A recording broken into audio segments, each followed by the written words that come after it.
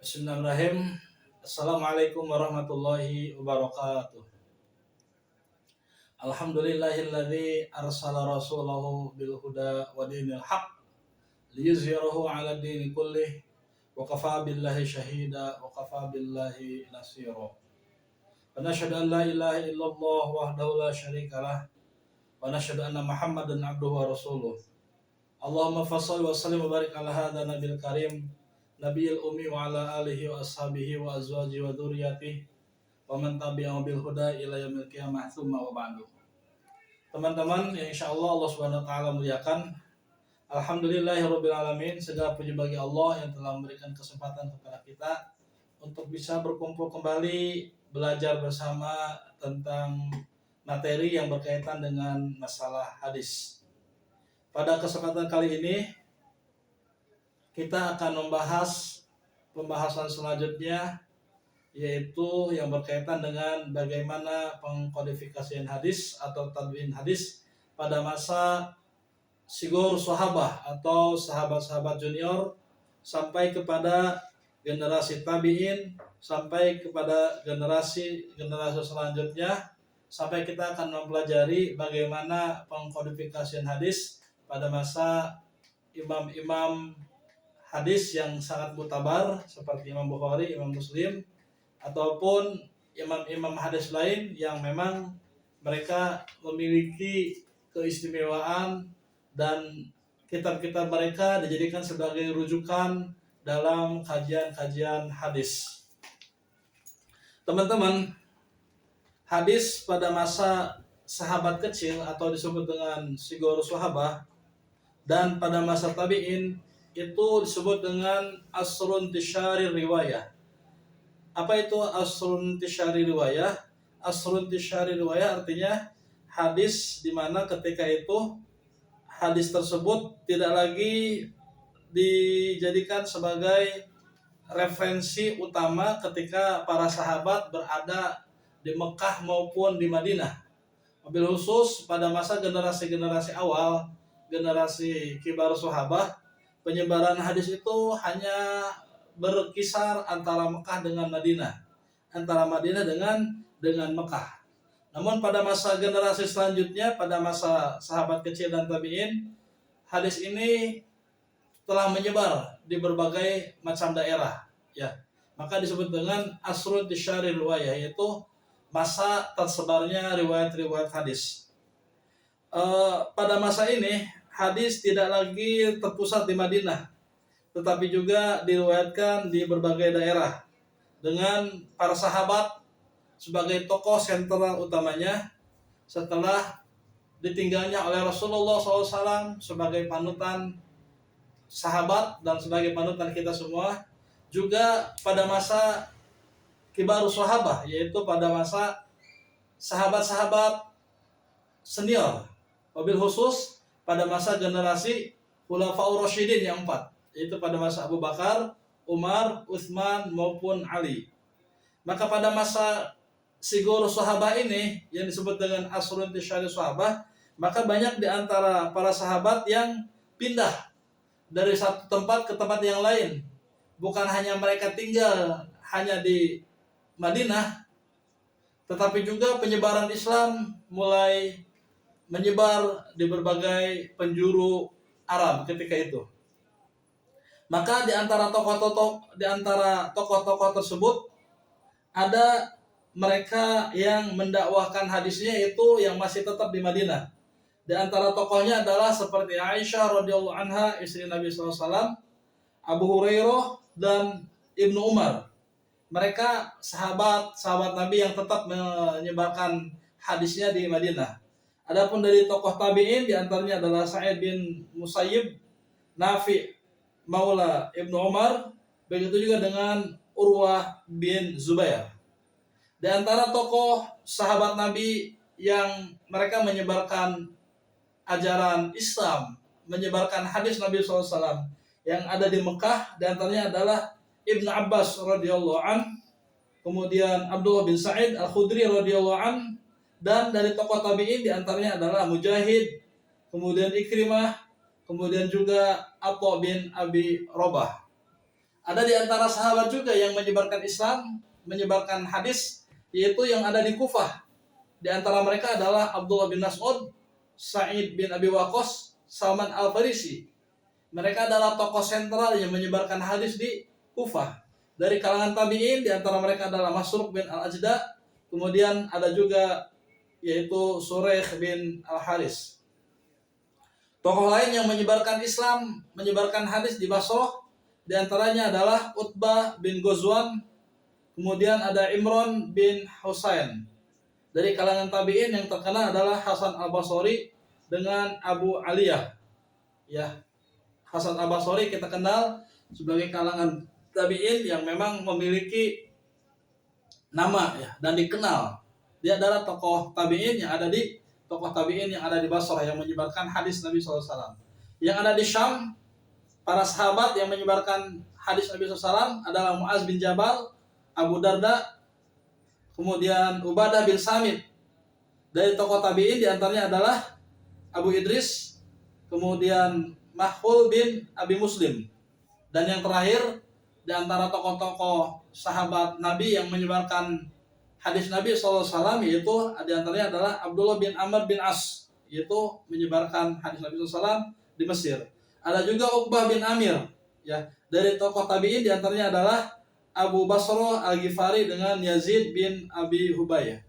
Pada masa generasi Sigoro Sahabat ini, karena mereka adalah merupakan generasi kedua setelah masa kekhalifahan Khulafaur Rasyidin, ya, ternyata mereka mendapatkan keuntungan dalam penyebaran hadis. Kenapa demikian? Karena pada masa itu Al-Quran telah dituliskan dan penyebaran Al-Quran telah disebarkan oleh Khalifah yang ketiga, yaitu Utsman bin Affan. Sehingga penyebaran hadis yang dilakukan oleh para sahabat ini, mereka tidak lagi merasa kesulitan dalam penyebaran hadis. Kenapa demikian? Karena Al-Quran telah dibukukan dan semua kaum muslimin ketika itu telah memegang satu mushaf yang disebut dengan mushaf Utsmani. Hadis-hadis yang diterima oleh para tabi'in ini ada yang dalam bentuk catatan-catatan, ya, dari sahabat-sahabat yang mereka yang mendapatkan kesempatan dari Nabi SAW untuk menuliskannya, seperti misalkan Abdullah ibn Umar, begitu juga dengan Abdullah bin Amr bin As, yang diberikan kesempatan oleh Rasulullah SAW untuk diperbolehkannya mereka mencatat hadis-hadis Nabi SAW, yang kemudian itu diajarkan kepada tabi'in, ya, yang diajarkan kepada tabi'in. Bentuk-bentuk yang sudah terpolakan dalam masalah ibadah dan masalah umum amalah dan sebagainya. Namun ternyata teman-teman, pada masa ini ada beberapa faktor terjadinya kekeliruan dalam masalah penulisan hadis. Kenapa demikian? Karena pada masa itu, sebagaimana kita ketahui, ketika pada masa kekhalifahan yang keempat, yaitu masa kekhalifahan Ali bin Abi Thalib, terjadinya politik yang sangat memuncak, ya, terjadinya politik yang sangat memuncak, sehingga ada beberapa sahabat Nabi SAW yang kemudian mereka ada yang masuk ke dalam kelompoknya Muawiyah, ada yang masuk ke dalam kelompoknya Ali bin Abi Thalib, ada juga mereka yang tidak masuk antara Muawiyah ataupun Ali bin Abi Thalib, dan mereka adalah merupakan masuk ke dalam kelompok orang-orang Khawarij, ya, tidak pro kepada Ali, tidak pro kepada Muawiyah, maka mereka masuk ke dalam pro orang-orang Khawarij yang keluar dari barisan Ali bin Abi Thalib. Sehingga perpolitikan yang begitu kental, perpolitikan yang begitu nampak pada masa Ali bin Abi Thalib ini menyebabkan banyaknya hadis-hadis palsu gitu. Mereka merasa berhak untuk mengeluarkan hadis yang padahal kalau diteliti secara lebih mendalam, ternyata hadis-hadis tersebut bukan memang yang diucapkan oleh Rasulullah SAW.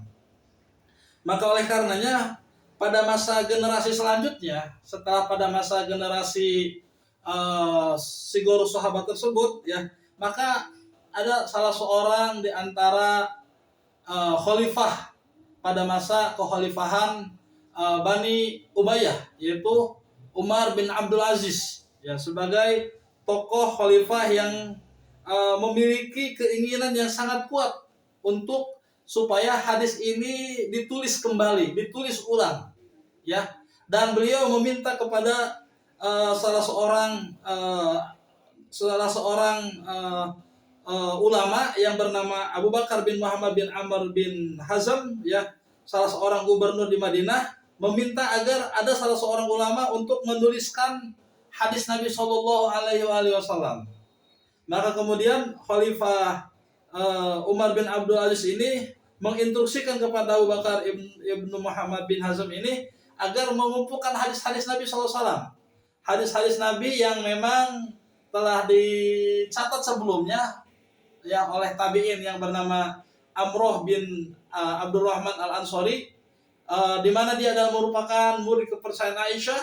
Begitu juga dengan Qasim bin Muhammad Abu Bakar yang diinstruksikan langsung oleh Khalifah Umar bin Abdul Aziz agar hadis ini benar-benar ditulis ulang gitu.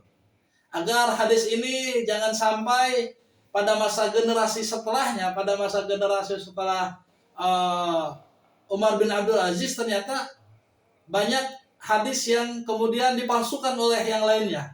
Atau jangan sampai karena generasi mereka itu adalah generasi yang tidak langsung bertemu dengan Rasulullah SAW, tidak bertemu dengan sahabat-sahabat senior, dan hanya sedikit di antara mereka yang bertemu dengan sahabat-sahabat junior. Maka kemudian ternyata apa yang diminta oleh Umar bin Abdul Aziz untuk supaya hadis ini dikodifikasi kembali atau ditadwin kembali, maka ternyata permintaan Umar bin Abdul Aziz ini mendapatkan respon positif dari berbagai kalangan umat muslim ketika itu, sehingga terkumpullah beberapa catatan-catatan hadis, ya, seperti misalkan walaupun memang belum terlalu lengkap, ya, belum terlalu lengkap, ada yang catatan tersebut ternyata sampai kepada kita. Ada catatan tersebut yang sampai kepada kita. Salah satu di antaranya adalah tulisan yang ditulis oleh Malik bin Anas radhiyallahu an. Beliau adalah sebagai salah seorang ulama yang ada di Madinah yang menghasilkan sebuah kitab hadis yang bernama Kitab Al-Muwatta, ya, yang disusun oleh beliau pada tahun 143 Hijriah dan merupakan kitab hasil kodifikasi yang pertama kali dibuat oleh Malik bin Anas ini, ya. Kalau kita melihat kepada riwayat beliau bahwa Malik bin Anas ini adalah salah seorang di antara ulama imam mazhab, ya, ulama imam mazhab yang kedua setelah Abu Hanifah dan sebelum Imam Syafi'i rahimahullah. Dan Malik bin Anas ini menulis sebuah kitab yang namanya adalah Kitab Al-Muwatta. Kemudian, ya teman-teman, setelah generasi tadwinul hadis yang dilakukan atau yang diprakarsai oleh Khalifah Umar bin Abdul Aziz, ya, sebagai khalifah pada masa kekuasaan Bani Umayyah, yang kemudian memang tadwinul hadis ketika itu menjadi sebuah kebiasaan yang dilakukan oleh sebagian ulama-ulama hadis, ya, Kemudian berlanjutlah pada generasi asrul tajrid wa tashih wa tankih, yaitu masa penerimaan, pentasihan, dan penyempurnaan yang telah dilakukan pada masa Umar bin Abdul Aziz. Kemudian pada masa ini, pada abad ketiga Hijriah khususnya, ya, masa seleksi dan penyaringan di sini ialah masa upaya para mudawin hadis yang melakukan seleksi secara ketat sebagai kelanjutan dari upaya para ulama sebelumnya yang telah berhasil melahirkan suatu kitab hadis tadwin. Kitab tadwin. Kenapa pada masa ini terjadi penyeleksian terhadap hadis, terjadi pentasihan hadis yang memang benar-benar harus ditasih dan terjadinya penyempurnaan, ya, karena tadi, ya, banyak hadis-hadis palsu, banyak hadis-hadis yang karena lebih berbau politik, orang yang pro terhadap Ali bin Abi Thalib, mereka terlalu menyanjungkan Ali, sehingga sampai-sampai ada hadis yang memang ya khususnya adalah orang-orang Syiah ya, orang-orang Syiah yang mereka sampai-sampai membuat hadis yang sepertinya memang itu bukan hadis. Kenapa demikian? Karena di dalam hadis-hadis orang Syiah mereka mengutuk kepada Abu Bakar, mereka mengutuk kepada Umar bin Khattab, mereka mengutuk kepada Utsman bin Affan, mereka mengutuk Aisyah radhiyallahu anha, dan mereka mengutuk sebagian sahabat Rasulullah SAW. Yang itu tidak mungkin ada sebuah hadis. Yang itu tidak mungkin sebuah hadis, tapi itu bagi orang-orang Syiah itu adalah merupakan sebuah hadis gitu. Ini yang menyebabkan banyaknya hadis palsu pada masa itu gitu. Begitu juga hadis-hadis yang dimiliki oleh orang-orang yang pro dengan Muawiyah. Banyak hadis-hadis yang terlalu menyanjungkan kepada Muawiyah dan lain sebagainya. Ya, maka oleh karenanya perlu adanya pentasihan terhadap hadis tersebut. Di mana pada masa ini aslu tajrid wa tashih wa tankih yang terjadi pada masa awal sampai akhir abad ketiga ini khususnya adalah ketika kekhalifahan Al-Ma'mun ya, pada masa kekhalifahan Bani Abbasiyah. Pada masa kekhalifahan Bani Abbasiyah, ilmu pengetahuan khususnya pada masa setelah Harun ar-Rasyid ya, kemudian dilanjutkan kepada kekhalifahan anaknya Harun ar-Rasyid yang bernama Al-Ma'mun.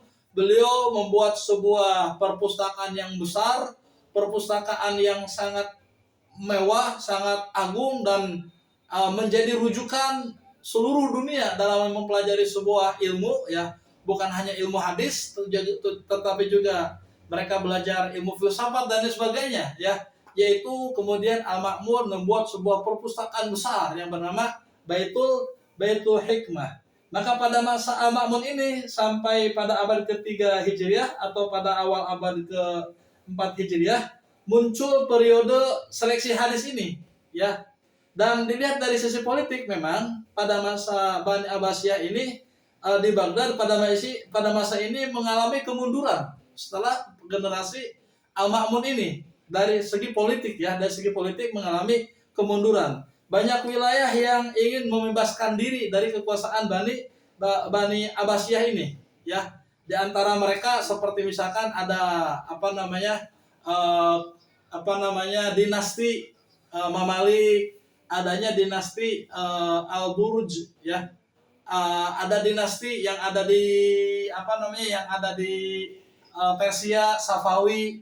Begitu juga dengan dinasti yang ada di Turki ya, Turki jilid awal. Maka mereka secara politik memang kekuasaan Bani Abbasiyah ketika itu terbentuknya dinasti-dinasti kecil ya. Walaupun demikian gerak politik lemah, gerakan keilmuan tetap menjadi sebuah barometer ya. Sehingga pada masa generasi ini ya, pada abad awal sampai akhir abad ketiga Hijriah atau pada masa asrul tajrid wa tashih wa tankih ya, kitab-kitab hadis telah tersusun dengan baik gitu. Kitab-kitab hadis tersusun dengan baik. Khususnya pada masa generasi inilah seorang tokoh ulama ahli hadis bermunculan ya, bermunculan. Salah satu di antaranya adalah seperti Sahih Bukhari yang ditulis oleh Imam Bukhari. Begitu juga dengan Sahih Muslim yang ditulis oleh Imam Muslim. Begitu juga dengan kitab-kitab sunan ya, kitab-kitab sunan yang ditulis oleh Abi Daud, kemudian Imam At-Tirmizi, kemudian Imam An-Nasai ya, dan Imam Ibnu Majah. Itu mereka menggunakan istilahnya adalah kitab kitab sunan ya, kitab as-sunan. Kalau Bukhari dan Muslim kan kitab sahih ya, Sahih Bukhari, Sahih Muslim. Kalau yang tadi namanya kitab sunan.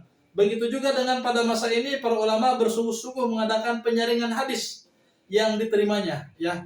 Salah satu di antaranya yang ditulis oleh Imam Bukhari tadi, Sahih Bukhari. Bagaimana seorang ulama yang bernama Bukhari ketika dia mendengarkan suatu hadis, kemudian dia ingin mendengar hadis itu langsung kepada orang yang mendengarnya langsung dari riwayat tabi'in itu gitu. Sehingga dia harus berjalan kaki sampai berbulan-bulan untuk mendapatkan satu hadis ya. Pada masa ini tidak seorang pun ulama yang membutuhkan hadis yang menukil dari kitab lain, kecuali mereka membukukan hadis tersendiri ya. Mereka membuat hadis sendiri ya. pada masa ini antusias ulama dalam menulis ilmu-ilmu yang berkaitan dengan hadis, ada yang mengarang berbagai macam bentuk karangan hadis gitu. Artinya mereka bukan mengarang, maksudnya artinya mereka membuat kitab hadis yang lain yang berkaitan dengan masalah sejarah, yang berkaitan dengan masalah periwayatan, yang berkaitan dengan masalah al-jarh wa ta'dil dan lain sebagainya ya. Yang kemudian setelah generasi pentasihan hadis ini, maka masuklah pada generasi selanjutnya, yaitu asrut tadhib wa takrib wal istidraj wal jami wal istidrok ya.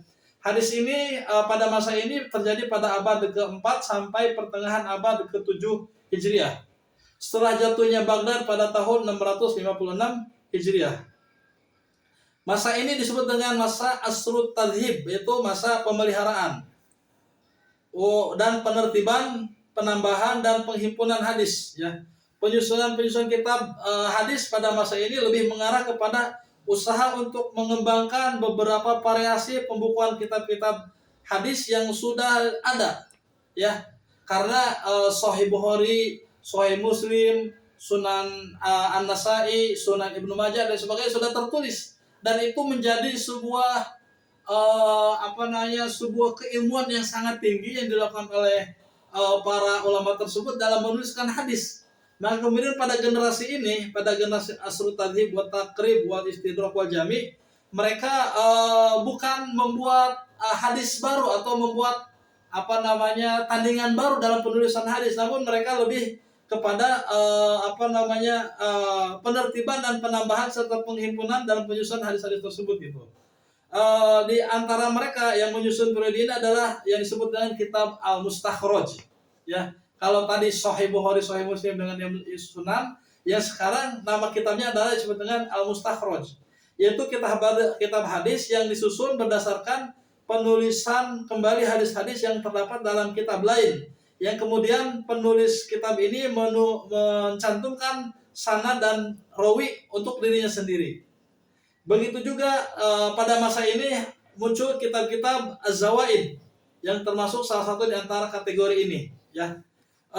Setelah generasi asrut tadhib wa takrib wal istidrak wal jami, maka kemudian pada masa pertengahan abad ke-7 sampai abad ke sekarang, yaitu terjadinya asrul syarah wal jami wa takhrij wal bahas. Jadi adanya peningkatan kembali ya. Kalau pada masa pentadwinan pada masa awal, yaitu pada masa generasi setelah Sigoro Sahabah, yang kemudian dilanjutkan dengan pada masa generasi selanjutnya, yaitu asrut tajrid wa tashih wa tankih pada masa awal sampai akhir abad ke-3 Hijriah, yang dilanjutkan pada masa abad ke-4 sampai pertengahan abad yang ke-7. Maka pada masa generasi abad ke-7 sampai sekarang ini, penulisan hadis tidak lagi seperti penulisan hadis Al-Mustakhraj pada abad ke-4 sampai ke-7 ini gitu. Para ulama hadis menuliskan hadis yang ada itu, mereka hanya melakukan sebuah syarah ya, atau mereka menukil, atau mereka membuat pembahasan, bahas. Maka masa ini disebut dengan asrus syarah wal jami' wa takhrij wal bahas ya, di mana masa ini adalah merupakan masa penyarahan hadis, penghimpunan hadis, pentakhrijan hadis, dan pembahasan hadis. Jadi hadis-hadis yang ada kemudian dibahas, atau hadis-hadis yang ada kemudian disyarah ya, atau dihimpun kembali sesuai dengan bab-babnya, sesuai dengan kebutuhan dalam penyusunan kitab tersebut. Kegiatan ulama hadis pada masa ini berkenaan dengan upaya mensarah kitab-kitab hadis yang sudah ada, menghimpun dan menyampaikan hadis-hadis dalam kitab-kitab yang sudah ada, mentakhrijnya hadis-hadis tersebut dalam kitab-kitab tertentu, dan membahas kandungan kitab-kitab hadis, di antaranya yang kita tahu misalkan hadis Al-Arba'in An-Nawawiyah ya, atau kitab hadis yang sarahnya Bulughul Maram, atau kitab Bulughul Maram sendiri dan lain sebagainya. Pada masa generasi inilah, generasi akhir sampai pada abad sekarang ya, yaitu adanya para ulama yang di masa sekarang ini ya, seperti misalkan para ulama yang muncul yang kemudian memberikan sebuah syarah hadis yang itu merupakan bagian daripada generasi-generasi di akhir setelah pada masa generasi abad keempat sampai abad ketujuh Hijriah tersebut, ya. Di antara ulama-ulama hadis tersebut di antaranya Imam Ad-Darqutni, Imam Baihaqi, ya, kemudian Ibnu Hajar Al-Asqalani yang kita kenal dengan kitab Bulughul Maramnya, ya. Kemudian kitab Al-Maqdisi, juga seperti Imam Nawawi yang membuat kitab hadis, ya, termasuk hadis Arba'in, ya. Masa ini terbentang cukup panjang dari mulai abad keempat Hijriah berlangsung sampai abad selanjutnya. Dengan demikian masa perkembangan ini melewati dua fase sejarah perkembangan penulisan hadis, yakni masa fase pertengahan dan masa fase pertengahan dan masa fase abad modern, ya. Sampai kepada abad modern ini seperti misalkan ulama-ulama hadis seperti ulama hadis yang menuliskan hadis-hadis yang memang mereka kemudian mentakhrijnya kembali, gitu. Mentakhrijnya kembali. Nah, kemudian berkembanglah hadis-hadis sampai kepada kita, dan kita termasuk orang-orang yang mudah-mudahan diberikan kesempatan oleh Allah Subhanahu wa taala yang memiliki keinginan dan memiliki semangat dalam mempelajari ilmu hadis. Kenapa demikian? Karena ini adalah merupakan bagian daripada pembelajaran kita terhadap agama, ya. Bagian kita mempelajari agama. Salah satu di antaranya adalah kita mempelajari ilmu hadis ini, ya. Sangat penting bagi kita, ya. Jangan sampai ya zaman sekarang, ya, sering muncul WA atau tulisan-tulisan yang tidak jelas yang kemudian mengaku bahwa itu adalah hadis Nabi SAW. Kalau kita sebagai mahasiswa, kalau kita sebagai seorang pelajar tidak langsung ketika mendapatkan sebuah tulisan hadis yang memang belum tentu itu hadis tersebut sahih, gitu, perlu kita mengkaji secara mendalam, perlu kita mentakhrijnya.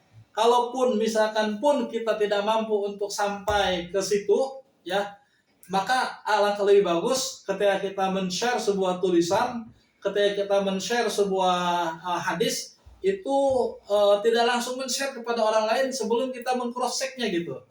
Minimal kita menanyakan itu kepada orang-orang yang lebih paham, apakah memang itu benar-benar hadis atau bukan, ya.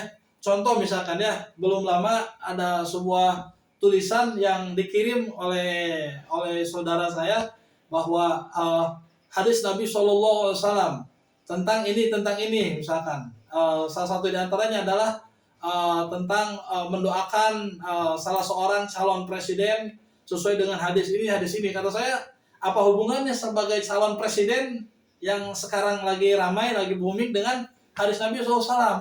Kalau kita tidak terlalu paham terhadap hadis, maka janganlah kita men-share hadis tersebut sebelum kita melakukan tabayun sebelumnya kepada orang yang paham dan lain sebagainya. Walaupun mungkin dia mengutip bahwa itu adalah hadis, gitu.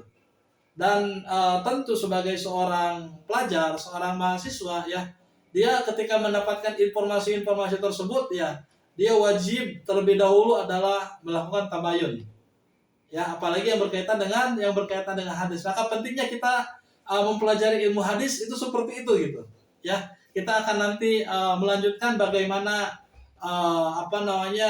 para ulama menulis yang disebut dengan hadis sahih seperti apa, yang disebut dengan hadis hadis dhaif seperti apa, yang disebut dengan hadis hasan seperti apa, yang disebut dengan hadis palsu itu seperti apa, dan kenapa dipalsukan hadis tersebut, dan lain sebagainya.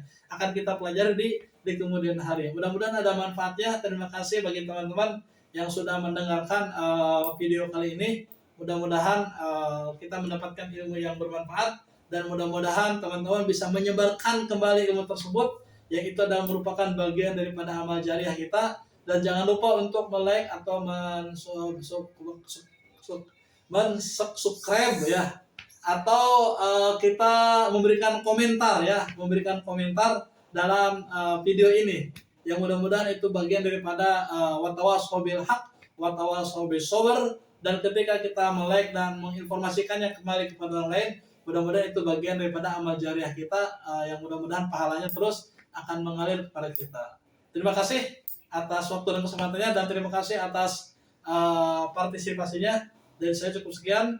Di kemudian hari kita akan melanjutkannya. Assalamualaikum warahmatullahi wabarakatuh.